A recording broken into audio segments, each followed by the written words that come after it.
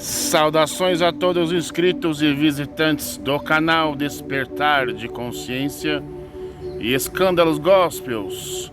Chegamos à parte 5 desta minissérie, onde que eu vou compartilhar com vocês uma experiência minha pessoal que eu tive há muitas décadas atrás, por assim dizer, 25 anos atrás, onde eu passei por um processo de manipulação por muitos dirigentes, né, em questão de santidade, né?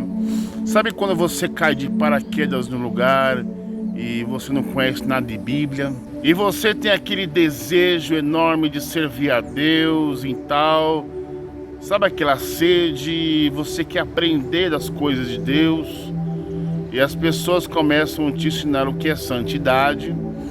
E você quer viver essa santidade para agradar a Deus, para ser santo como Deus é santo. E as pessoas começam, entre aspas, o dirigente, começam a adestrar você assim como adestra um cachorro.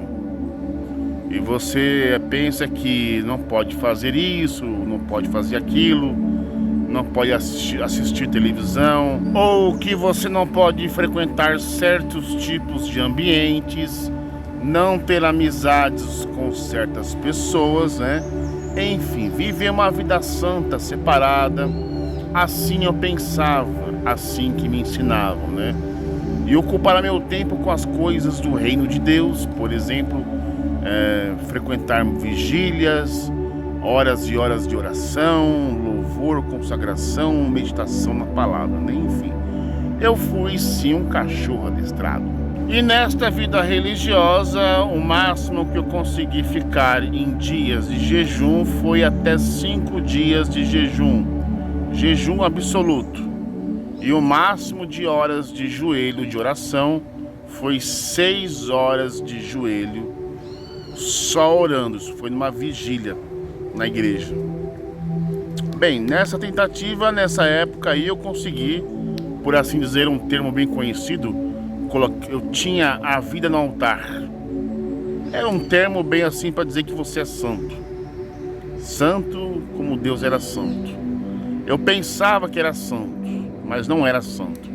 Era simplesmente um religioso qualquer, que tentava alcançar um merecimento ou chamar a atenção de Deus através de esforços físicos. E também nessa época eu consegui adquirir uma Bíblia de estudo. Bem, na igreja que eu frequentava, era a Igreja Pentecostal Deus e Amor, eu era o único que tinha a Bíblia de estudo na igreja. Eu era o único que estudava a Bíblia, né? Porque geralmente a gente se baseava em regulamento interno, né, da carteirinha, e vivia sempre de ameaças, né? Porque sim, sempre na carteirinha da Deus e Amor tinha lá um texto isolado, né, se baseando a ideia. E você começa a aprender o que é livro Bíblia. Tem que se basear no contexto, no versículo isolado, sabe? Você começa a aprender como funciona o beabá da Bíblia, né? E quando você começa a estudar realmente de fato a Bíblia, você começa a questionar as coisas. Foi quando apareceu um livretinho da Igreja Paz e Vida, eu li muito bem a época, onde diz a capa: libertando-se das doutrinas dos homens. Eu fiquei escandalizado, né? E após começar a ter interesses em literatura gospel evangélica protestante, eu comprei um livro na época, recém-lançado, do pastor Ricardo Gondim. Esse livro que está aparecendo aí na capa do vídeo. É proibido o que a igreja proíbe e o que a Bíblia permite. Então, que simplesmente quando eu tive o poder desses dois materiais de estudo, eu comecei a compreender que para Deus, para Jesus, ser santo era uma coisa e ser santo para a igreja era outra. Enquanto o que para a igreja algo era pecado, para Deus não era. Comecei a conhecer o que é a graça de Deus. E comecei a me livrar do fardo pesado que eu carregava. Deixei de ser religioso. O que era santo no ponto de vista de Jesus E o que era santo no ponto de vista da igreja. Então eu utilizava, né, a palavra santo aí apenas por você ser um religioso, né, mas santo ao ponto de vista de Deus era outra coisa. E que através desse conhecimento, hoje em pleno século XXI, ainda existem pessoas, irmãos e irmãs em Cristo, que ainda estão escravizadas, servem a homens. Dizem que são santos, que são santas, por vestir uma roupa de crente, mas eu já disse bem claramente que roupa não define caráter. Aí eu digo assim, as pessoas elas têm por costume se vestir dessa maneira, né, de terno e gravata quando vão para a igreja, de roupa com colarinho até o pescoço, para simplesmente serem aceitas e aceitos na igreja que frequentam, né, para não ser taxados de mundanos, carnais, açougueiros, etc e tal, como pessoas diferenciadas, e pensando elas que roupa define caráter de alguém. Não, simplesmente é igual o disfarce do super-homem. A pessoa de dia é o Clark Kent, de repente quando vem um perigo, ele vai até a cabine telefônica e se transforma no super-homem. Mas antes da gente começar nossa investigação do que é santidade, eu lhe convido você calorosamente a se inscrever no canal, você que não é inscrito. Deixe o seu like, deixe o seu comentário, compartilhe, e vai vir um vídeo aí especial. Vídeo esse especial sobre o dízimo. Tudo que o pastor da tua igreja sabe não te conta. Vou fazer um vídeo. Eu vou revelar, gente. Não quero nem saber. Vou falar, porque tem pastor aí que sabe da verdade, mas não revela para os membros. Tem pastor que não sabe e fica na ignorância, tá?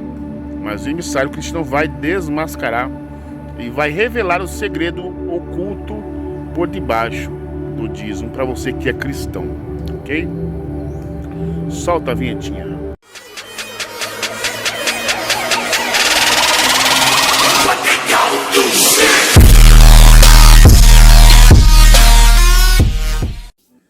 Saudações a todos os inscritos e visitantes do canal Despertar de Consciência e Escândalos Gospel, né? A minha garganta tá um pouco rouca, né? Mas é possível realizar esse vídeo, né? Bem, vamos falar sobre a tal da santidade, né? No século XXI, em 2023. Por que eu resolvi fazer esse vídeo, né? Nessa minissérie? Porque em pleno século XXI, em 2023, estamos aí praticamente no dia 15 de março de 2023, ainda existem pessoas que pensam e acreditam que para serem santos ou santas, elas têm que deixar de viver. Elas têm que deixar de assistir televisão, deixar de se vestir com certas vestimentas. Tem uma vestimenta específica para o crente se vestir, para se apresentar-se para Deus, né? Evitar música secular, que eles chamam de música mundana, né? E por aí vai. Fazer horas de jejum, dias de jejum, horas e horas de oração, pregar a palavra de Deus, sabe? Enfim, ocupar o seu tempo de 24 horas com essas coisas. Frequência de cultos assiduamente todos os dias, ou dependendo da igreja aí, tem culto 3 vezes por semana, né? Cantar louvores, etc. Enfim, então a pessoa ela tenta obter aí uma santidade exacerbada, né? Uma santidade de aparências no seu modo de vestir-se, né? Tem pessoas que têm aquele costume de mostrar assim aquela irmã com aquele vestidão assim, de colocar até o pescoço aqui, né, do colarinho, né? E dizer assim: olha, eis aí uma serva de Deus, um exemplo de uma verdadeira serva de Deus. Olha como a serva de Deus se veste. E é a mesma coisa com o homem, né? Coloca ela de terno e gravata, segura uma Bíblia na mão e diz aí, ó, eis aí um servo de Deus, tudo bem alinhado, né? Vestido e tal. O que eu digo sempre para essas pessoas é que vestimenta nenhuma define caráter de ninguém, né? E existem pessoas assim que tentam mostrar essa tal santidade no seu exterior, né? Querem aplicar o tal do farisaísmo, né? Só querem ser belos e bonitos por fora, mas por dentro são podres, né? Na verdade devia ser o contrário, né? O interior refletir o exterior, as atitudes refletindo no dia a dia. Quer dizer, não simplesmente você mostrar através da sua vestimenta que você é santo, mas das suas atitudes que valem mais do que 1000 palavras. Muito bem. Esses tipos de crentes que não são cristãos, eles têm esse costume, porque eles aprenderam erroneamente que para serem santos e santas é preciso fazer e evitar certos tipos de coisas. E as pessoas acabaram aqui abraçando a ideia, não sabendo o que é graça de Deus, né? Que a graça de Deus presenteia quem é pecador, mas não presenteia quem é justo e religioso, né? Como já fiz aí na parte 4, o assunto, né? Foi muito bem especificado. E por que eu faço vídeos desse tipo aí, né? Com bastante leitura? É para que você que está me assistindo aí, que está preso no legalismo, não seja mais enganado. Só é enganado quem quer, né? Eu mostrei como ser mundano como Jesus foi, né? Como se parecer com Jesus. E da mesma forma, o tal da santidade. Então o que vocês vão aprender comigo aqui, isso aí é como se fosse há 20 anos atrás. O mesmo tipo de conhecimento que eu ofereci para um casal da Deus e Amor, que na época estava ali ganhando um cargo de obreiro, de obreira, né? Remunerado. Emprestei esse livro do Ricardo Gondim, né? E ficou lá 3 meses com ela. Ela leu tudo, me devolveu o livro e disse assim: Cristiano, tudo que esse pastor diz neste livro é verdade. Mas como nós estamos aí iniciando o nosso ministério de obreiro, você sabe como que é, né? Não pode abrir mão. Então o que acontece? Tem gente que se vende por salário. Entenderam como que funcionam as coisas? Então nesse vídeo aqui, nessa parte 5, você vai aprender comigo o que é ser santo aos olhos de Deus. Como Deus encara a santidade, como ser santo como Deus quer que você seja santo. E não como um sistema religioso cristão legalista quer que você seja santo. Você vai notar, principalmente na parte 6, aí, a parte 7, que tudo que é pecado para a igreja não é pecado para Deus. E você vai sentir-se um verdadeiro burro de carga, onde você carrega um fardo pesado, um jugo pesado, e logo agora que você descobriu que ao carregar o fardo de Jesus, que é leve e suave, você se deu conta que está servindo a homens e não a Deus, correto? Então esse vídeo é simplesmente uma coisa de consciência. Ninguém mais é inocente depois de ter acesso à informação, entendeu? E justamente nesse vídeo, a parte 5, você vai desmascarar um monte de religioso por aí, principalmente de rede social, na sua igreja, que aprendeu desde a década de 50 e 60 que para ser cristão ou para ser crente tem que deixar de viver, que tudo aquilo que está no mundo é pecado, é do diabo. As roupas, lógico, existem ali roupas que nem se dá conta de falar. Eu já cheguei a ouvir na minha época de Deus e Amor, que a televisão era a marca da besta, a caixa do diabo. E como eu era inocente, eu saí pregando contra a televisão, né?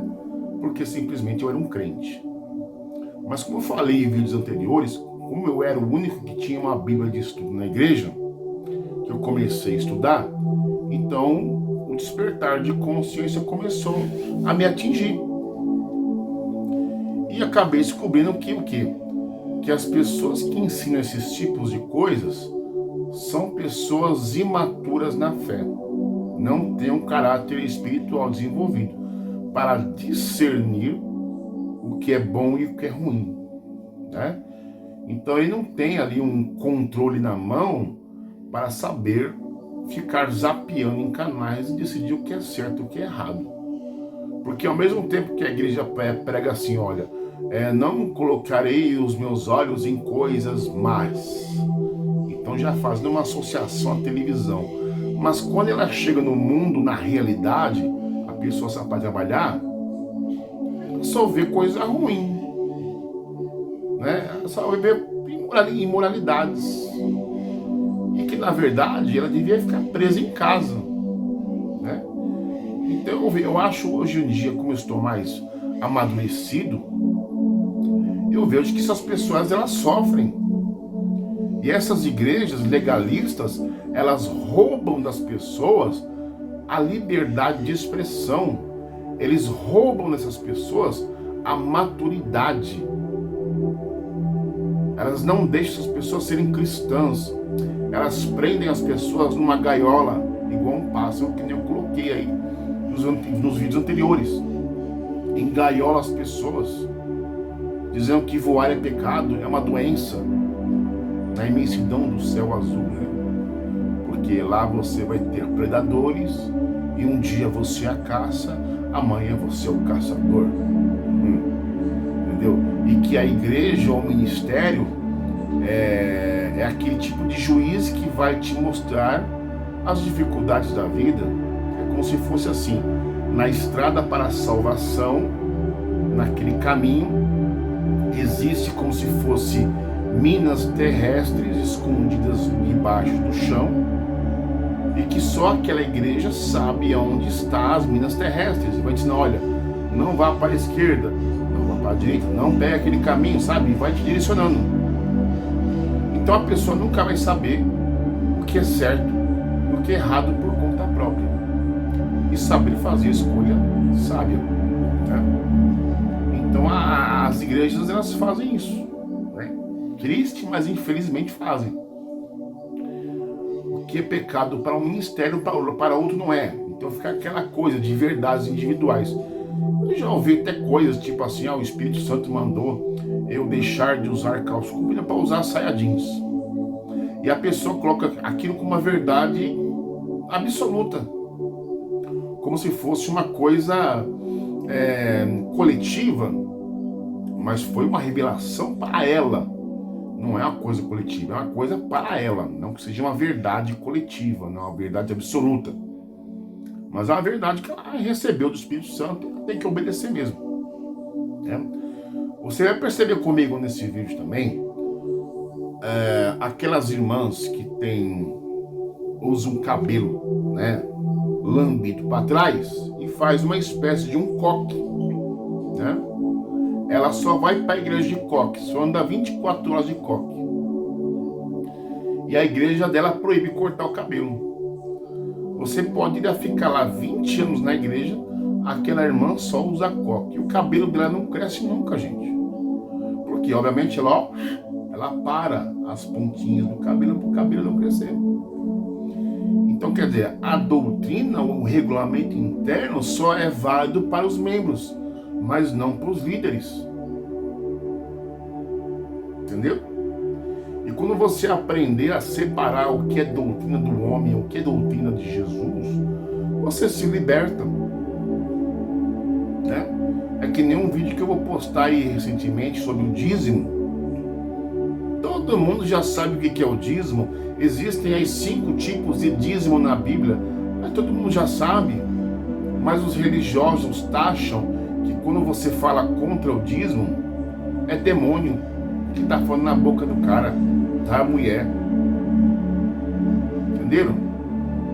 Porque a pessoa ficou lá 30 anos, 20 anos, 10 anos dizimando, e aí a pessoa fala assim, quando você se levanta contra o dízimo, é Satanás que está se levantando contra o dízimo, que está tentando me convencer a não dar mais dízimo. Mas não é o Satanás que está falando com você agora, é o mensageiro cristiano. E o vídeo que eu vou falar sobre o dízimo é uma coisa que você não ouve por aí. É um assunto que você nunca ouviu falar em grupos de WhatsApp, no YouTube, porque é um segredo. Os crentes não podem saber sobre esse detalhe do dízimo. E eu vou falar. Vou chutar o pau da barraca mesmo. Vou jogar merda no ventilador. Entende? As pessoas sempre falam do mesmo assunto, do dízimo, porque tem que se entregar no templo de Jerusalém, não tem mais tempo, não é para entregar dízimo nenhum. E que os cristãos não estão na obrigação de devolver 10% da sua renda mensal. É voluntário. Mas não é, nem cristão é. Já falei no concílio de Macon, aí foi decretado que o cristão era obrigado a devolver dízimo, quer dizer, antes não era. Mas o que eu vou falar sobre o dízimo, meu filho, poucos têm a coragem de falar. Ou o seu pastor sabe, mas não quer que você saiba. Você como membro não saiba, não deve saber. Você tem que pegar aqueles textinhos isolados de Malaquias 3:8 ou 10, o dízimo de Abraão, o dízimo de Jacó, o dízimo disso, Malaquias 3:11, não, o gafanhoto é o demônio, né? Você só pega essas coisas. Mas o que eu vou falar sobre o dízimo, você nunca vai ouvir em grupinhos de WhatsApp, escola bíblica dominical, escola sabatina, na sua igreja. Mas você pode ter certeza que existem dirigentes que sabem desse segredo. Eu vou dar uma de Mr. M aqui. Eu vou estragar e vou acabar com a vida de dirigente nesse vídeo. Não nesse. No vídeo do dízimo. Vou acabar com a vida de dirigente nesse vídeo. Vou acabar literalmente com a vida de muitos dirigentes com esse vídeo que eu vou fazer do dízimo. Ou ele sabe do segredo e não quer que você saiba, ou ele não sabe, mas fica naquela coisa, né? O cego guiando o cego. Isso fica lá, vamos agora para os dízimos e ofertas. Se prepare, eu vou falar mesmo, dou aqui no doer. Não vou falar aquilo que você quer ouvir.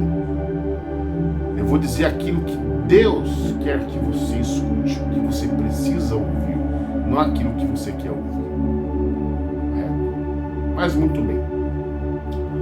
Essa parte 5 você vai aprender com Deus, com Jesus, o que é santidade e como ser santo no ponto de vista de Jesus e não no ponto de vista do seu ministério, do seu dirigente, do pregador, do pastor. O que é santidade? Em primeiro lugar, pode-se definir santidade como efeito inicial da justificação de Deus em nossas vidas. A conversão engloba uma compreensão jurídica do processo em que o pecador é considerado justo nos méritos de Cristo. Justificação é Deus nos imputando a justiça de Cristo. Uma vez justificados, dá-se início a um processo gradual de transformação de nossa natureza.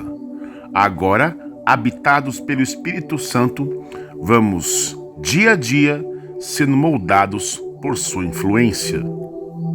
Olha só a diferença, né?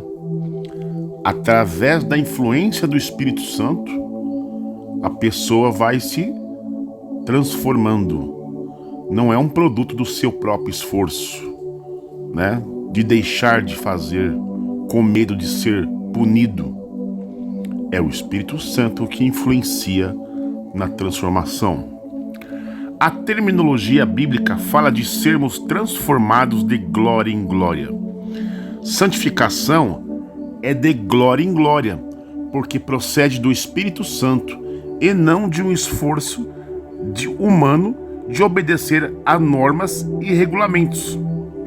É o que eu acabei de falar. É o Espírito Santo que convence a pessoa, é o Espírito Santo que trabalha na pessoa, e a transformação é gradual. Não há esforço da pessoa, né? George Lade tratou desse conceito afirmando: quando aplicada aos crentes, a santidade ou santificação não é, em primeiro lugar, um conceito ético, embora contenha aspectos éticos. Antes de tudo, uma verdade soteriológica de que os crentes pertencem a Deus. Eles são o povo de Deus. E é por isso que o uso mais comum de hagios em Paulo designa todos os crentes como santos, o povo de Deus. Os crentes são santos até mesmo em sua existência corpórea, quando se entregam a Deus. No caso, Romanos capítulo 12, verso 1. Os crentes dentre os gentios juntam-se ao povo de Deus como oferta de santificada pelo Espírito Santo. Mais importante ainda do que isto é o fato de que todos os crentes são vistos como já santificados em Cristo. Nesse sentido, a santificação não designa crescimento em conduta ética, mas uma verdade redentora. É bem diferente, né? Purificação, santificação, justificação são eventos factuais do passado. A santificação aqui significa inclusão no povo a quem Deus declara seu. A santificação consiste não em uma qualidade moral particular, mas numa relação particular com Deus, que foi concedida. Atente ao que o apóstolo Paulo nos fala sobre santidade em Romanos 6,6. Sabendo isto, que foi crucificado com ele o nosso velho homem, para que o corpo do pecado seja destruído, e não sirvamos o pecado como escravos. Santidade, portanto, diz respeito à mudança de que houve no meu ser no ato da minha conversão. Trata-se de um milagre de Deus para mim, que libera o meu homem interior para viver para Deus. Por quê? Porque a antiga natureza, o velho homem, destruído e carcomido pelo pecado, foi espiritualmente crucificado com Cristo para que uma nova criatura pudesse renascer com Deus. Isto é o que acontece quando nos convertemos. Somos crucificados com Cristo para vivermos em novidade de vida. Acontece em alguns casos, né, que a pessoa ela tenta obter uma santidade por esforço pessoal, daquela mudança exterior, né, no modo de se vestir, no tamanho do cabelo, na não depilação, para tentar se disfarçar de alguma coisa que ela não é. Então, neste caso, não foi o Espírito Santo que transformou a pessoa, foi ela que se transformou. Houve um esforço, quer dizer, não houve graça nenhuma, né? Romanos 6,6, portanto, diz que santidade é esse processo inicial. Houve um antes e um depois de mim. Uma influência externa operou alguma coisa de diferente em mim. Não se trata de mudança de religião ou de renovação de atos comportamentais. Quando alguém se rende a Cristo, ele não se limita a uma simples transferência religiosa. Não sai de um culto com imagens na parede para uma religião sem imagens. Converter-se não é um esforço de ter uma nova cartilha de usos e costumes. Isso seria muito pouco diante do enorme investimento de Deus no plano de salvação. Uma vez que o velho homem, nossa natureza pecadora, é crucificado com Cristo, o Espírito Santo implanta uma nova natureza no coração, fazendo desse homem uma nova criação. Santificação não é um resultado de uma observância a normas eclesiásticas ou de assiduidade aos cultos, né? O ser religioso não necessita necessariamente de uma nova natureza. Basta que seja educado para incorporar os valores daquela igreja ou credo. Paulo escreve com todas as letras a sua compreensão do novo nascimento e do processo que se inicia nesse milagre. Se alguém está em Cristo, é nova criatura. As coisas antigas já passaram, eis que se fizeram novas. 2 Coríntios 5,17. Em Romanos 6,18, Paulo também deixa isso claro. E uma vez libertados do pecado, fostes feitos servos da justiça. Veja que aqui o verbo fala de alguma coisa que aconteceu em mim, não de algo que eu fiz. Fostes feitos. Entenderam a diferença de legalismo e graça? Legalismo é você mudando, se transformando por ameaças de ficar em banco, porque você está fora da doutrina da igreja. Mas em Cristo você é feito, não é um produto do seu esforço. Raramente assisto a programas evangélicos na TV, por absoluta falta de tempo e por tentar me proteger de muitas tolices ditas hoje em nome de Jesus. Há pregações que beiram a heresia, porém, com um pouco mais de tempo e sem muitas opções no vídeo, resolvi ouvir o que o determinado pastor famoso e muito controverso pregaria no seu culto televisivo. Iniciou sua mensagem sobre a Páscoa, descrevendo o sacrifício dos animais no Antigo Testamento. Parecia interessante. Infelizmente, logo começou a exortar as pessoas sobre o preço que nós temos que pagar se querermos ser salvos. Rapaz, isso eu já ouvi de monte. O preço que o crente tem que pagar para ser salvo. Peraí. E o preço que foi pago na cruz não valeu de nada? Eu tenho que acrescentar o meu esforço? É heresia isso, né? Minha reação imediata foi de decepção. Senti-me impulsionado a desligar a televisão ou passar para outro canal. Não suportava a ideia de que as pessoas precisam pagar um preço para serem salvas. Irrequieto, falava comigo mesmo. Não é possível que eu esteja ouvindo isso em nome do Evangelho.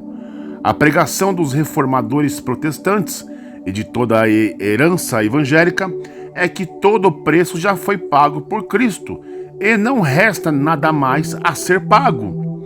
Salvação é uma dádiva de Deus que não vem de obras. Ela aconteceu independentemente de mim. Foi um ato histórico e objetivo que se deu nos arredores de Jerusalém, sobre o monte chamado Calvário. Não há preço senão a de aceitar e dizer sim, Senhor, o que não é preço nenhum. Salvação, bem como santificação, não tem preço a ser pago. Não há esforços requeridos. Mas por que existem pessoas que tentam se esforçar para serem santos, se esforçar para serem certos? Esses são chamados religiosos, os legalistas, né? Aquele santinho, santarrão, né? Aquela coisa, né?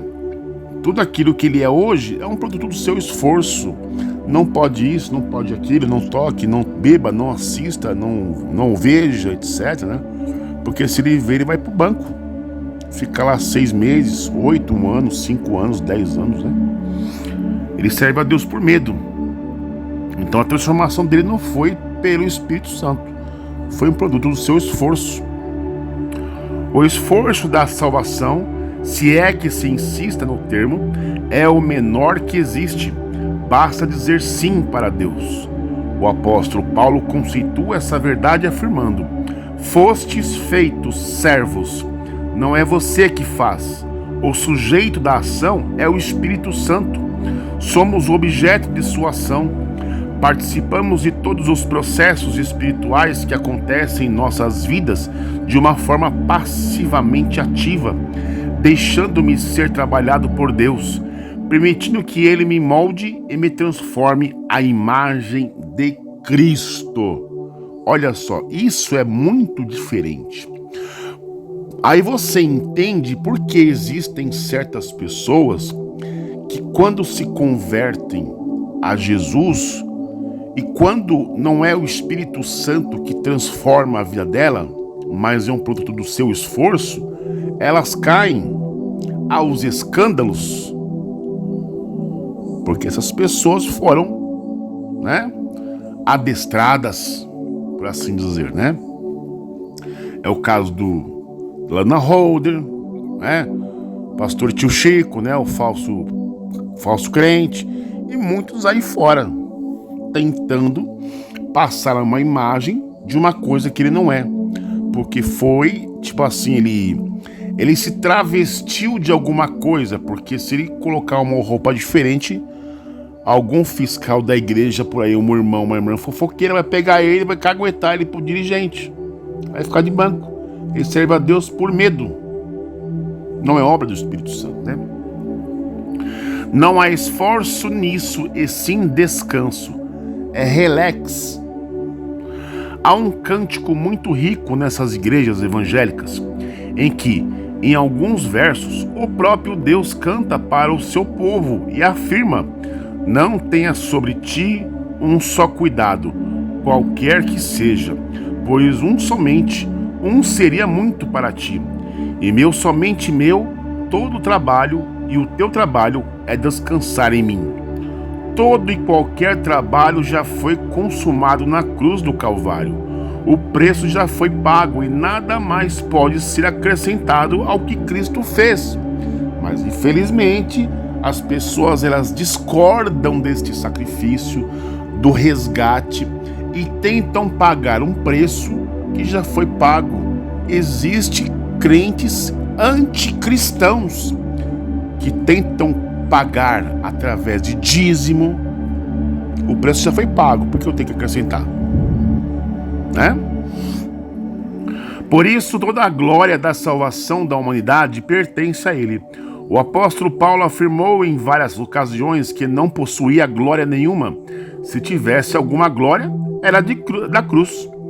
Primeiramente, pode-se resumir santidade como uma nova natureza de Deus, colocada pelo Espírito Santo sobre o cristão, capacitando-o para viver a excelência da vida de Deus.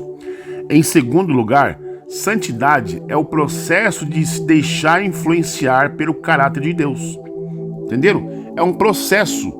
Não é que você aceitou Jesus hoje e você já vai começar a fazer milagre, ressuscitar morto, transformar água em vinho. Não. É um processo.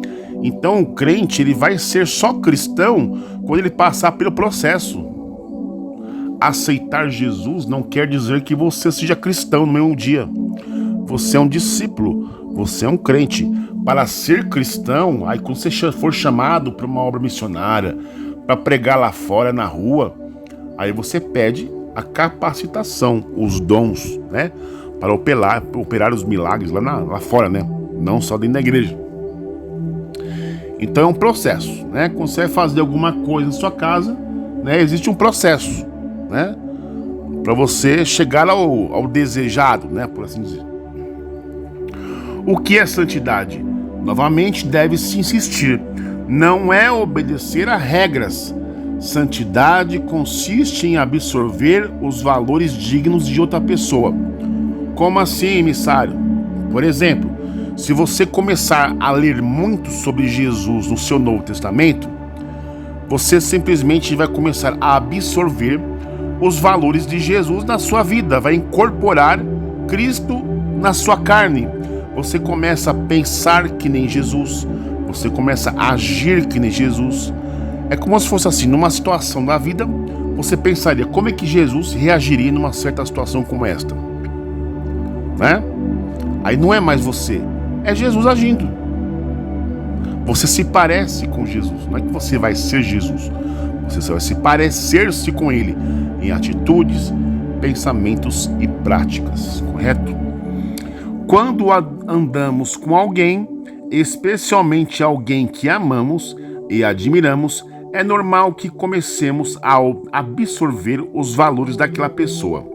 Assumimos seus trajetos, sua maneira de falar, de se comportar e de agir. E isso acontece muito entre os adolescentes. Se dois adolescentes andam juntos, o que tem a personalidade mais fraca vai assumindo o jeito de que tem a personalidade mais forte. Os namorados, casados e companheiros de longas datas também demonstram essa verdade. Ora, ninguém tem uma personalidade mais forte do que a de Jesus. Se nós o amamos e admiramos e andamos com ele, é simplesmente normal que comecemos a absorver os seus valores. Então está aí um grande problema da cristandade. Por quê? Porque ao invés das pessoas olharem para Jesus, as pessoas começam a olhar Paulo, aliás, mais Paulo do que a Jesus, né? Começa a imitar a fé de Isaías, de Jeremias, de Abraão, de Jacó, de Ezequiel, de Jó. Então ela não parece com Jesus, ela parece com um monte de gente, menos Jesus. É por isso que as pessoas permanecem ser escravas. Elas não querem ser amigas de Jesus, assim como Jesus já o disse. Porque assim como Jesus já o disse, vós sereis meus amigos se fizerdes aquilo que eu vos mando fazer. Não te chamo mais de escravo. Então existe muita gente que quer ser escrava, permanecendo escravo, gosta de ser escravo, porque o foco da vida dela não é Jesus, é um monte de gente na Bíblia. Ela tenta imitar a fé de um monte de gente na Bíblia, menos de Jesus. Então ela não tem a personalidade de Jesus. Ela não tem Cristo na carne. Então por isso tem gente que fica zapeando na Bíblia toda. Mais Paulo do que Jesus. Aí pega um monte de personagem do Antigo Testamento e fala que a Bíblia é o manual de regra de fé. Não, o manual de regra e fé do cristão é Jesus. Não diz lá João, o verbo se fez carne e habitou entre nós, que é Jesus, ou é livro Bíblia? Então você não deve imitar a fé de ninguém, gente, tem que imitar a fé de Jesus, né? À medida que gastamos tempo com Jesus, os seus valores santos vão sendo incorporados a nós. Tá vendo?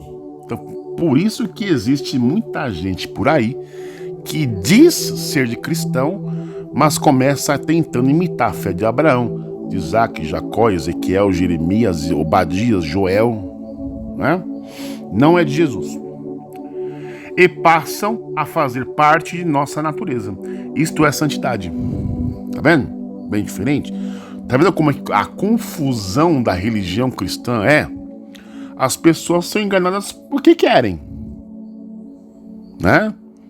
A pessoa tenta imitar a fé de Salomão, sendo que Salomão nunca aceitou Jesus, nunca se batizou nas águas, nunca frequentou uma igreja.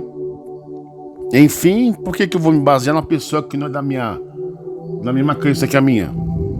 Ezequiel é cristão, se batizou, então por que o cristão deve me basear em Ezequiel? Não, é em Jesus. Pode reparar, quando você começa a conversar com uma pessoa que diz ser de Jesus, ou que é cristão, se ela começar a ficar zapeando na Bíblia toda, tentando imitar a fé de um monte de gente na Bíblia, menos Jesus, você pode perceber, esse é um escravo, ele não quer ser amigo de Jesus. Veja 1 João capítulo 4, 18. No amor não existe medo. Antes, o perfeito amor lança fora o medo. Ora, o medo produz tormento. Logo, aquele que teme não é aperfeiçoado no amor. O que o apóstolo Paulo João está nos dizendo aqui? Ele nos diz que, quando andamos em amor com outra pessoa, somos aperfeiçoados no amor, porque quem ama não tem medo. O perfeito amor lança fora todo medo. Quem teme não consegue ser aperfeiçoado pelo amor. Por quê? Porque está cheio de reservas, gasta suas energias se protegendo. Se o texto diz que aquele que teme não é aperfeiçoado no amor, o contrário também é a verdade. Aquele que ama é aperfeiçoado no amor. Você só copia, só se inspira, só se espelha em quem você muito ama. A pessoa devia se espelhar em Jesus e não em Paulo, profetas do Antigo Testamento, Moisés, nada disso. Se a pessoa é cristã, o negócio dela é com Jesus, ela vai imitar a fé de Jesus. Acabou. Isso é o verdadeiro cristão, é a pessoa que deixou de ser escravo para ser amigo. Se você odeia alguém, não quer nada daquela pessoa. Seus valores não lhe atraem. Observe que falar de santificação, de santidade... deixa eu até voltar essa frase que eu gostei bastante dela. Se você odeia alguém, não quer nada daquela pessoa. Seus valores não lhe atraem. Da mesma forma que personagens do Antigo Testamento e do Novo são pessoas que falharam, tiveram seus erros e defeitos. E por que tem crente tentando se espelhar em pessoas como essas? Apesar que foram profetas. Pega um salmo de Davi, mas Salmo não pecou lá e tal, né? Então, quer dizer, são pessoas que não atraem, porque possuem falhas. A Bíblia é um livro transparente. Mostra os erros das pessoas e como Deus os chama, transforma a vida delas. Só que, se eu sou cristão, o meu alvo é Jesus. Agora, se eu for me espelhar nos outros, eu não tenho luz, eu tenho trevas. Observe que falar de santificação e de santidade não significa cobrar das pessoas que nem muito dirigente faz. Irmãos, vamos ser santos, vamos jogar a televisão fora, vamos rasgar as revistas, vamos parar de ler Manchete, Capricho, parar de assistir Ratinho, parar de jogar no bicho, não pode mais ir à praia, nem ao campo de futebol, etc. Porque se for assim, haverá sempre o perigo de as pessoas dizer: pronto, deixei tudo isso, e agora? Sou santo? Aí que tá a questão, né? Porque muitas pessoas entendem que sim, né? Deixar de fazer aquilo ou aquilo outro, as pessoas pensam que já virou santinhas, né? Não. Você simplesmente é religiosamente bem trabalhado. Ou adestrado, por assim dizer, né? Que nem o cachorro adestrado que eu falei. Mas não santo. Porque santo não é você deixar de fazer certas e determinadas coisas. Ser santo é absorver os valores da pessoa que você mais ama e admira. É Jesus. Portanto, no amor dissolve-se as dúvidas sobre quem queremos agradar. Por quê?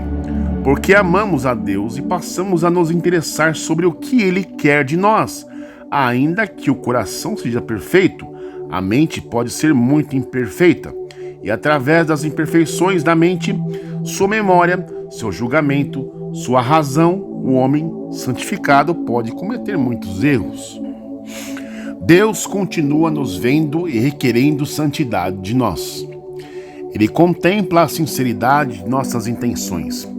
Atenta para o amor e para as expressões desse amor que relativizam todas as imperfeições da mente e da fé.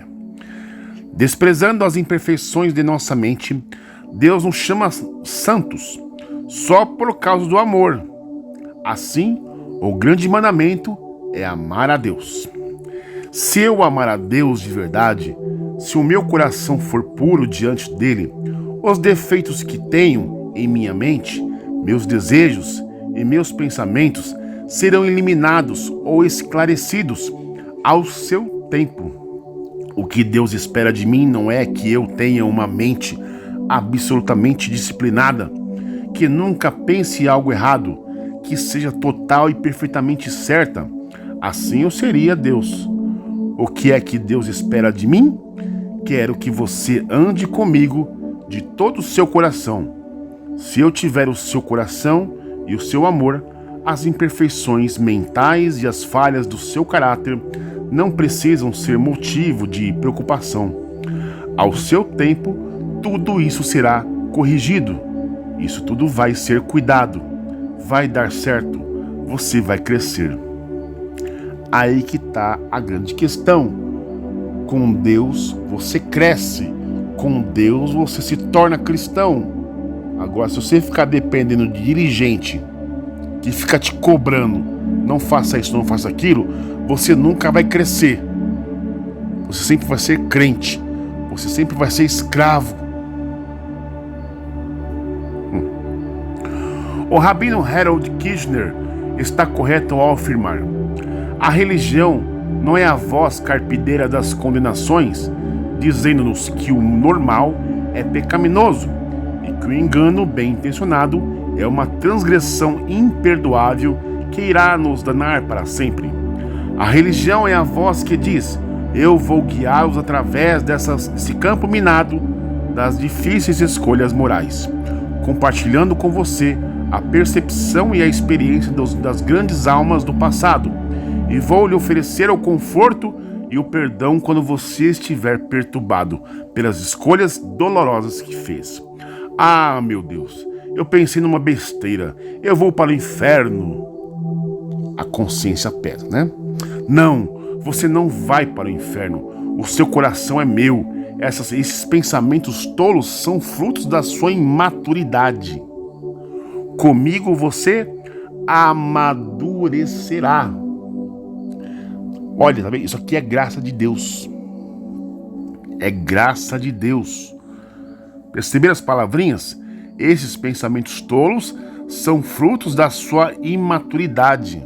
Porque você é escravo, porque você é crente. O sistema religioso não deixa você crescer. O sistema religioso não deixa você sair da gaiola e criar asas e voar. Porque o sistema religioso fala que voar é pecado. Porque com Jesus você amadurecerá, você se tornará cristão. Agora começa a se espelhar em outros personagens da Bíblia, menos Jesus. O que vai acontecer com você? Você não vai ser cristão nunca. Você vai continuar sendo escravo para o resto da vida. Enquanto Jesus o chama para ser amigo, você rejeita o chamado de Jesus e fica como escravo. Kushner relata-nos uma experiência em um hospital norte-americano. Depois de uma palestra, foi convidado a visitar um pastor da igreja anglicana que estava morrendo de AIDS. Após se apresentar, perguntou ao doente, magérrimo, pele emaciada e com vários tubos endovenosos espetados pelos braços, como se sentia. Não muito bem, disse, mas vou me acostumando. O diálogo que se desenvolveu entre os dois merece ser narrado. Você não se preocupa de poder estar morrendo sem Deus? A sua doença não poderia ser, de algum modo, uma punição de Deus por algo que você fez? Ele olhou para mim e disse: não, é exatamente o contrário. A única coisa boa que me veio disso tudo é que descobri que algo em que eu sempre quis acreditar é realmente verdade. Não importa o quanto eu possa ter estragado minha vida, Deus não me abandonou. Tenho sentido de sua presença aqui, neste quarto de hospital. Ele pode me amar ainda quando acho difícil e mesmo me amar. Fez uma pausa para recobrar essas forças antes de continuar. Quando eu era jovem, pensava que tinha que ser perfeito para as pessoas me amarem. Meus pais me passaram essas mensagens, ameaçando-me de retirar seu amor cada vez que eu os contrariava. Meus professores da escola dominical reforçaram essa lição. Não frequentávamos uma daquelas igrejas de fogo do inferno e enxofre, mas ouvimos muito sobre o quanto estávamos causando desgostos a Deus a cada pecado nosso. E acho que isso era igualmente ruim, em especial diante da lista de coisas que nós dizíamos serem pecado. Tentei desesperadamente ser perfeito para que meus pais, meus professores e Deus me amassem. Provavelmente por isso entrei para a carreira religiosa. Em parte, queria que as pessoas pensassem que eu era moralmente perfeito e me amassem por isso. Mas cada vez que fazia alguma coisa que eu sabia que era errada, e cada vez que eu contava uma mentira para encobrir-me, eu me odiava por ser tão impostor. E estava certo de que Deus me desprezava tanto quanto eu mesmo. Deitado aqui, nesta cama de hospital, sabendo que em breve vou morrer, tive essa intuição. Deus sabe como eu sou e Ele não me odeia, portanto, eu não tenho que me odiar. Deus sabe que eu fiz e Ele me ama de qualquer maneira. Logo estarei debaixo, deixando o hospital, não por estar melhor, mas porque não há nada que possam fazer por mim e precisam da cama para alguém que ainda pode ajudar. Há um último sermão que eu gostaria de pregar para eles, minha congregação.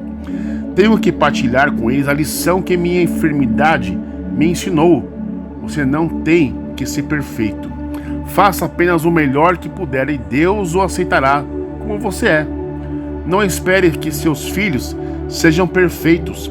Ame-os por suas falhas, por suas tentativas e pelos seus tropeços, da mesma maneira como nosso Pai no céu nos ama. Atente para o cuidado de Deus e não nos colocar um peso excessivo de exigências. Ora, a mensagem que da parte dele temos ouvido e vos anunciamos é esta, que Deus é luz e não há nele treva alguma. Se dissermos que mantemos comunhão com ele e andarmos nas trevas, mentimos e não praticamos a verdade. 1 João 1,5-6. O anelo de Deus é que mantenhamos nossa comunhão com ele. Só nos pede que não haja contradição entre ter comunhão com ele e andar em trevas. Se digo, Senhor, estou andando contigo, mas na verdade habito em trevas. Isto é mentira. O versículo 7 é contundente. Se porém andarmos na luz, como ele está na luz, mantemos comunhão uns com os outros, e o sangue de Jesus, seu Filho, nos purifica de todo pecado. À medida que vamos andando em comunhão com Deus, Ele vai nos purificando dos pensamentos tolos, dos deslizes, desses pecados que acontecem pela nossa própria imaturidade mental e pela fraqueza do nosso caráter. O que Deus quer de nós é o nosso coração, que andemos com Ele. O verbo aqui no grego indica um presente contínuo, um gerúndio. Vai nos purificando à medida que desfrutamos de sua companhia. Santidade não é, portanto, perfeição absoluta, pois esta pertence unicamente a Ele. Deus não quer de nós uma perfeição angelical, mas a santidade é possível mesmo com nossa humanidade. Deus deseja apenas o nosso melhor, que pode não se comparar ao melhor dos anjos, nem ao melhor dos santos, mas se for o meu tudo, será o suficiente para agradar a Deus. Senhor, o meu melhor, comparado ao do pastor fulano de tal, é tão fraquinho. Mas Deus responde, não, eu não estou querendo comparar você ao pastor fulano de tal. Eu quero o seu melhor. Isto é o melhor que você tem? É, Senhor, mas o meu melhor, tu sabes, ainda está todo cheio de remendos. Não interessa, é o melhor? Sim, é o meu tudo. Então basta, não é necessário que nos preocupemos em saber se o nosso melhor é igual ao melhor do Santo Antônio, nem do São Benedito, nem da Santa Ângela, nem do São Miguel. Basta entregarmos o que temos, e o suficiente. Por outro lado, a lei não pode livrar-nos da lei do pecado e da morte, nem da fraqueza da carne. Esta é a mensagem de Romanos capítulo 8, verso 2 ao 3. Porque a lei do Espírito da vida em Cristo Jesus te livrou da lei do pecado e da morte. Porquanto o que fora impossível da lei, no que estava enferma pela carne, isto fez Deus enviando o seu próprio Filho em semelhança de carne pecaminosa, no tocante ao pecado, e com efeito condenou Deus na carne o pecado. Quando a Bíblia fala de carne, não se refere ao corpo físico, do qual somos instruídos a cuidar e nutrir. Quando a Bíblia se refere à carne, está falando de paixões e apetites de instintos. Instintos esses são chamados instintos animalescos, instintos selvagens, né? Cada um de nós tem essa carne, que faz parte de nossa constituição imaterial, e é essa carne que nos torna pendentes, propensos ao pecado. Para essa carne, a lei não tem proveito. Não adianta dizer, não pode, não faça, é proibido. Pior, quando mais você disser a esta carne, não pode, mais ela quer. Rapaz, essas palavras eu lembrei muito bem quando eu fazia parte da Igreja Pentecostal Deus Amor e tentava viver na prática o regulamento interno, lutando contra a minha própria carne. Enquanto o RI falava não pode, a minha carne queria. E quanto mais eu fazia as vontades da minha carne, mais banco eu tomava. Eu alimentava a minha própria punição. Olha só. E isto explica a quantidade de escândalos que acontece no meio cristão, tanto no meio católico quanto no meio evangélico. Esses escândalos, você pode fazer uma pesquisa. Essas pessoas, elas vivem debaixo de legalismo. Não pode, não faça, não toque. Quanto mais proibições, mais rebeldia. Quanto mais proibições, mais a carne quer fazer. Quanto mais proibições, mais escândalos, né? Quanto mais você diz não, mais ela diz eu quero, eu quero, eu quero. A luta é titânica e você perde essa batalha sempre. A lei é espiritual, porém eu sou da carne, entregue à escravatura do pecado. Protestava o apóstolo Paulo. Tentar vencer as forças dominadoras da carne pela própria vontade é tão ineficaz quanto tentar se levantar do chão puxando os cordões dos próprios sapatos. Rapaz do céu. O processo da santificação, portanto, não acontece por nossas próprias iniciativas. Ele decorre de outras atividades nas quais podemos, sim, nos engajar. Santidade, assim como a felicidade, não acontece por uma decisão nossa. Ninguém é feliz só por querer ser feliz. Afirmar, de hoje em diante, eu vou ser feliz, é uma declaração inócua. Felicidade é decorrente de atitudes que você toma em sua vida. Semelhantemente, santidade não acontece porque a pessoa se programou e se disciplinou. Eu sou espartano no meu procedimento. Eu sou disciplinado. No dia em que disser que ia deixar de fumar, deixei. No dia em que disse que ia parar de fazer um regime, fiz regime e emagreci vários quilos. Eu tenho força de vontade. Vou ser santo. Não vai. É impossível, porque a santidade não acontece com o ato de nossa própria vontade. Estamos incapacitados pelo pecado. O progresso de nossa vida espiritual acontece como desdobramento da ação do Espírito Santo, que nos coloca a caminho do modelo, que é Jesus. Quando andamos no Espírito, somos secretamente abençoados por Deus. Nossa natureza vai sendo moldada por Ele e vamos nos aperfeiçoando, modificando, transformando. Entendeu a diferença? Não é que você aceitou Jesus que você vai automaticamente dar água para o vinho, ser modificado, ser aperfeiçoado, ser transformado.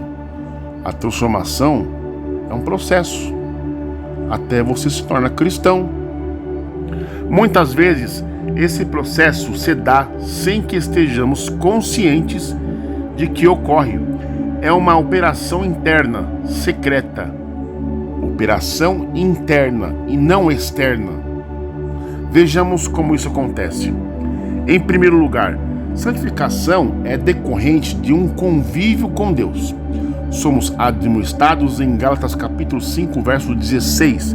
Digo, porém, andai no Espírito, e jamais satisfareis a consciência da carne. A repercussão de andar no Espírito é vencer a carne. Dimensões da vida que nos atraíam como um tremendo magnetismo vão perdendo a força. Subitamente nos perguntamos: mas como é que eu deixei de gostar daquela coisa de que eu não conseguia me desvencilhar? Eis o resultado na vida de quem anda com Deus no Espírito. Porque a carne milita contra o Espírito, e o Espírito contra a carne, porque são opostos entre si, para que não façais o que porventura seja do vosso querer. Mas, se sois guiados pelo Espírito, não estáis sob a lei. Ora, as obras da carne são conhecidas e são prostituição, impureza, lascívia, idolatria, feitiçaria, inimizades, porfias, ciúmes, iras, discórdias, dissensões, facções, invejas, bebedices, glutonarias e coisas semelhantes a essas, a respeito das quais eu vos declaro, como já outrora vos preveni, que não herdarão o reino de Deus os que tais coisas praticam. Mas o fruto do Espírito, o resultado de quem anda no Espírito é amor, alegria, paz, longanimidade, benignidade, bondade, fidelidade, mansidão, domínio próprio. Com essas coisas não há lei. E os que são de Cristo crucificaram a carne com suas paixões e concupiscências. Se vivermos no Espírito, andemos também no Espírito. Gálatas capítulo 5, 17 ao 25. Se andarmos no Espírito, as dimensões de nossa vida que desagradam a Deus vão perdendo poder sobre nós.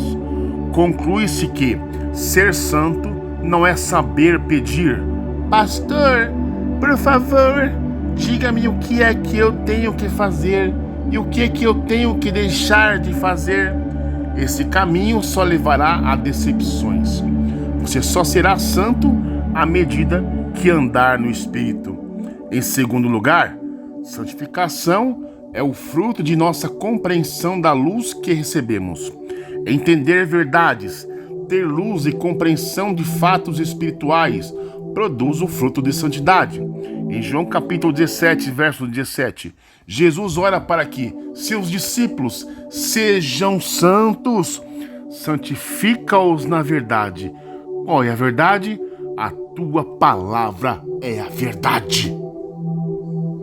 E se a palavra de Jesus é a verdade, a dos outros são a mentira. Então, para que você ficar se espelhando em Salomão, em Salmo de Davi, em Provérbios, em Moisés, em pincelar textos do Antigo Testamento, dos 10 mandamentos? Eu faço isso, mas não faço aquilo. A tua palavra é a verdade. Luz espiritual é essencial para sermos santos. Sem compreensão da verdade pelo Espírito Santo, é impossível haver santidade.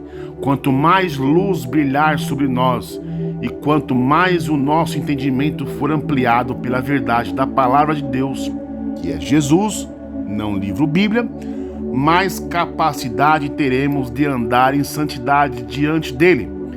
Estudar a Bíblia, lê-la, meditar em seus ensinos constitui-se em condição essencial para sermos santos. Ou principalmente quando você lê mais Novo Testamento, leia mais Jesus, leia mais Jesus. Quanto mais conhece Jesus, mais você se parece com ele.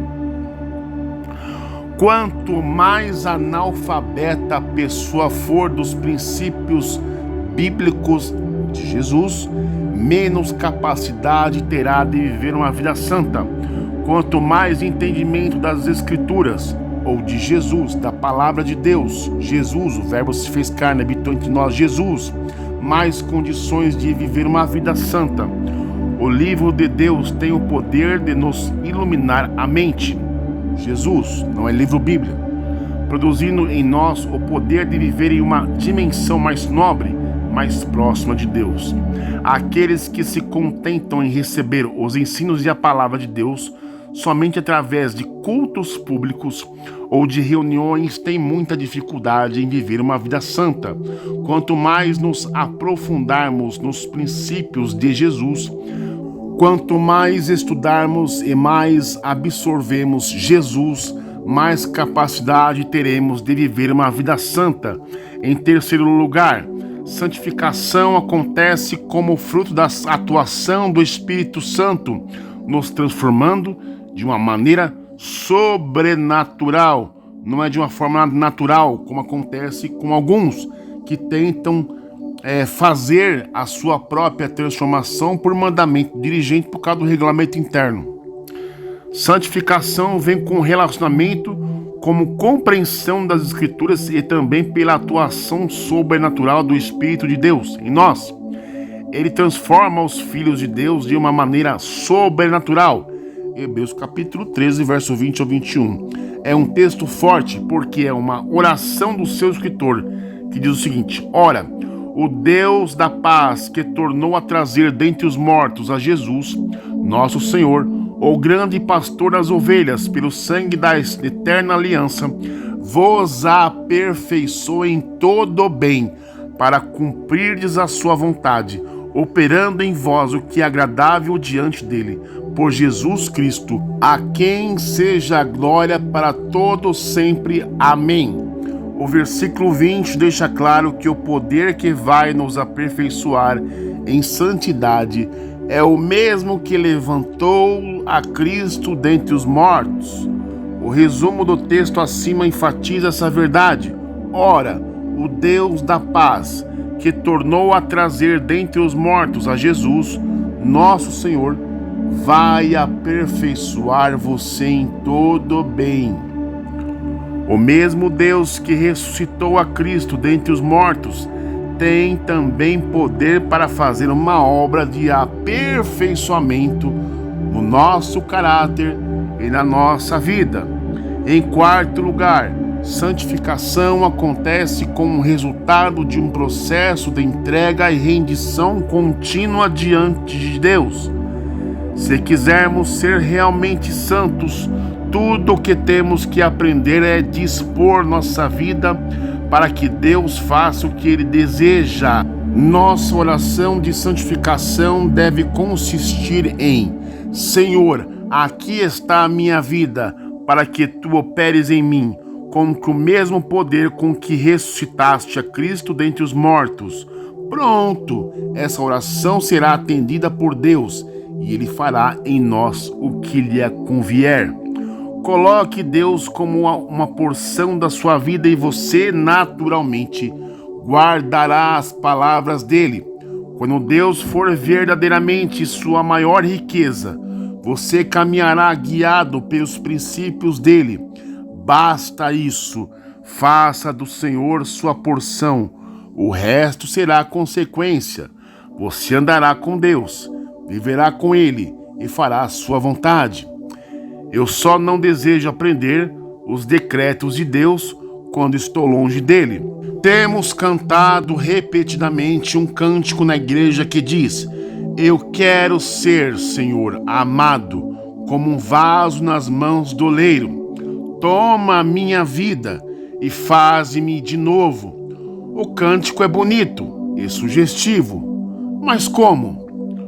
Um dos grandes problemas que enfrentamos no processo de santificação diz respeito ao uso de nosso tempo. Façamos uma contabilidade de um dia qualquer. Cada um de nós, rico ou pobre, temos 24 horas por dia. O mendigo, o papa, o presidente dos Estados Unidos, todos dispõem do mesmo tempo. Dessas 24 horas, o normal é dormir entre 6 a 8 horas. Digamos que alguém dormiu 8 horas. Sobraram 16 horas desse dia. Dessas 16 horas, consideramos que entre tomar banho, escovar os dentes, almoçar, satisfazer, enfim, as necessidades básicas, vão-se outras 2 horas. Sobram 14 horas. Dessas 14 horas, geralmente trabalha-se 8 horas. Sobram 6 horas. Mas ninguém vai para o trabalho a jato, principalmente nas grandes cidades.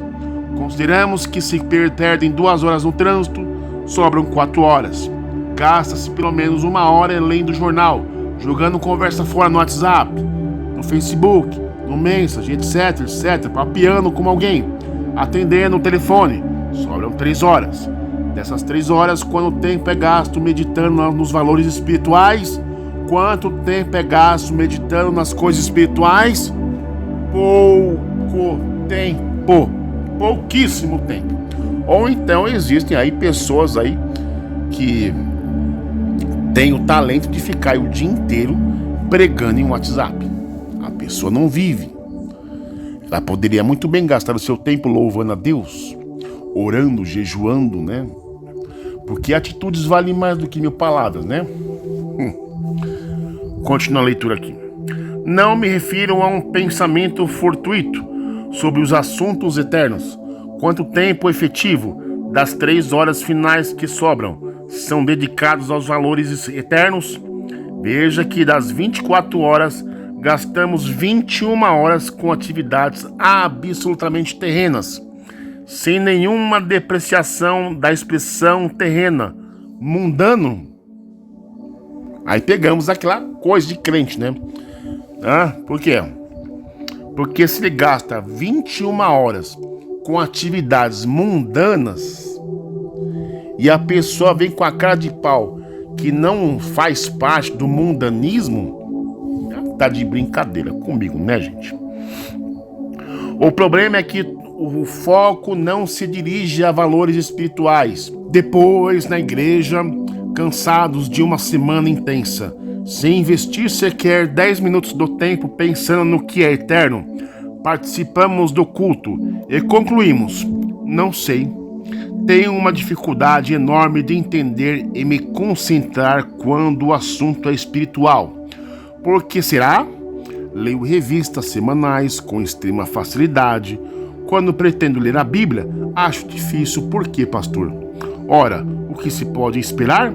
Alguns chegam a ficar semanas, meses sem dispor de 5 minutos para se concentrar nos assuntos espirituais. Não podem, em um culto, recuperar sua sensibilidade espiritual.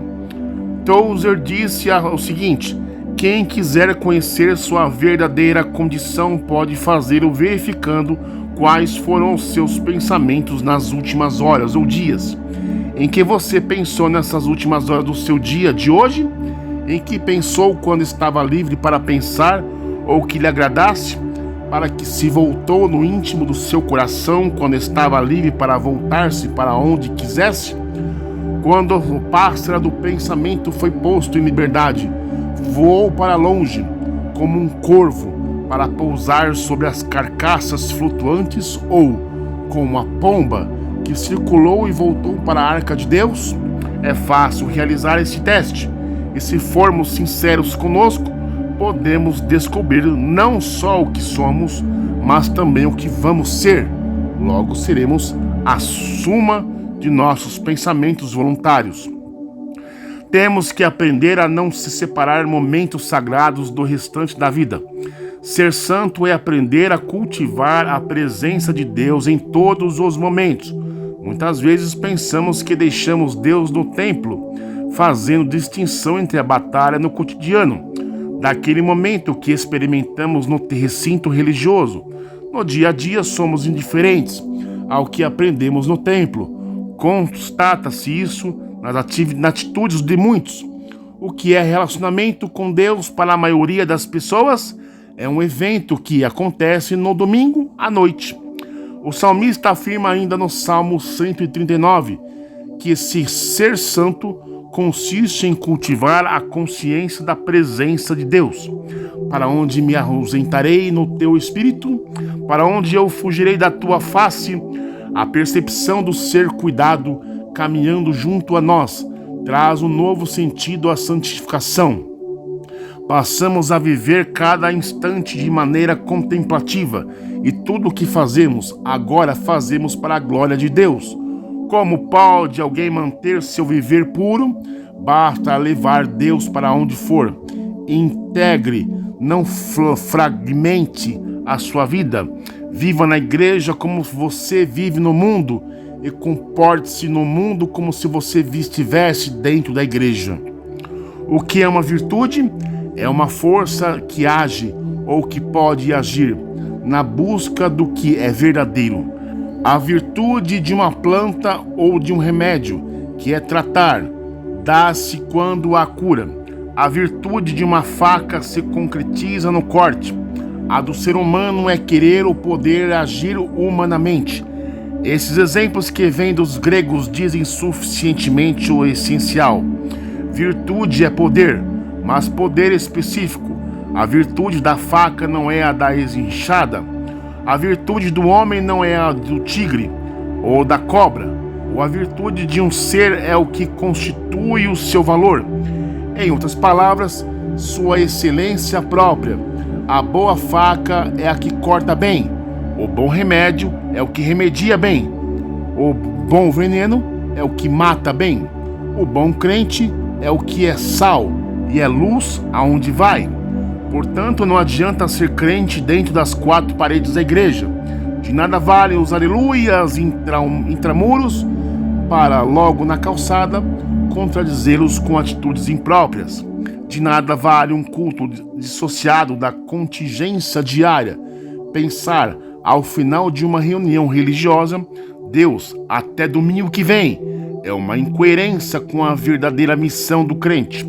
Ser santo é integrar nossa vida lá fora. E assim como o navio só navega bem longe do porto, devemos ser bom sal fora do saleiro. Rapaz do céu. Portanto, não devemos buscar uma vida marcada por picos de sensações espirituais extraordinárias, e nem por uma carga exageradamente pesada de leis, estatutos e normas religiosas. A peregrinação do crente é marcada pela busca de querer viver humilde e sensatamente diante de Deus. O terrível perigo da vaidade espiritual ronda de perto todos os que almejam uma vida santa. Os que se gabam afirmando, eu vi a Deus, dificilmente compreenderão o que é santidade. Alguns gostam de se vangloriar alardeando que óleo ungido brota das suas mãos quando ministram. Quem necessita propagandear o seu poder ainda não compreendeu o autêntico poder espiritual. Os genuínos buscam andar com discrição diante do seu Deus. Vivem o que ensinam. Miqueias 6:8. Ele te declarou, ó homem, o que é bom, o que é que o Senhor pede de ti, senão que pratiques a justiça e ames a misericórdia e andes humildemente com teu Deus. Caminhemos humildemente com o nosso Deus, e Ele operará em nós tanto o querer como realizar, segundo o seu poder. Há um texto de Tozer, escrito em 1959, impressionante pela sua atualidade. Hoje, mais do que nunca, nós cristãos precisamos aprender a santificar o comum. Essa geração é uma geração cansada do prazer. As pessoas foram superestimadas a tal ponto que os seus nervos se estafaram e os seus gostos se corromperam.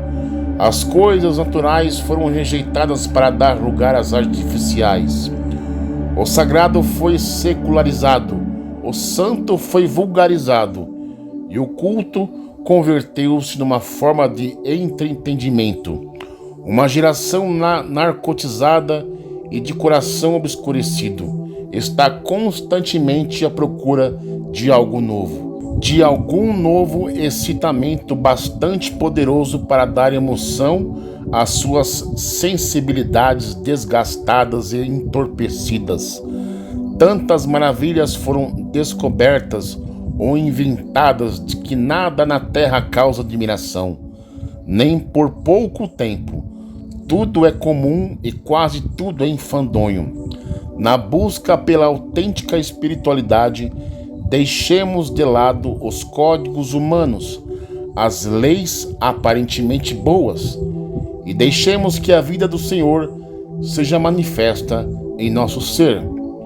Só assim seremos livres do legalismo, e só assim poderemos viver justa e retamente diante do nosso Deus. Bem, meus telespectadores, inscritos e visitantes desse canal, isso para mim foi quase uma pregação do Evangelho libertador, né? Como eu aprendi com essa leitura. Eu espero que você tenha também absorvido todas as palavras que eu acabei de ler. E que você que está preso no legalismo, nas regras humanas, o meu desejo é que você seja livre e que você seja salvo pela graça de Deus e que você seja santo à maneira do Espírito Santo. Amém.